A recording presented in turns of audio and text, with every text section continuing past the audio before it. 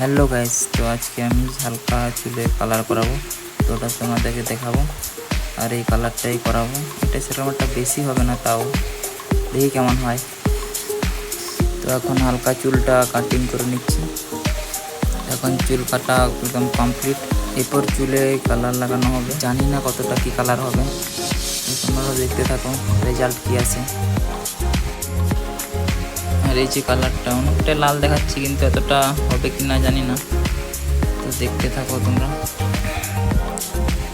এই দুটোকে ভালোভাবে মেশানোর পরে তারপরেই চুলে লাগাবে। এখন কালার লাগানো শুরু করে দিয়েছে। এই কালারটা সেরকম একটা দামি কালার না, তার মধ্যে দেখছি কতটা কি কালার হচ্ছে। শেষ পর্যন্ত দেখো কেমন কি কালার হবে, শেষেই তোমরা জানতে পারবে।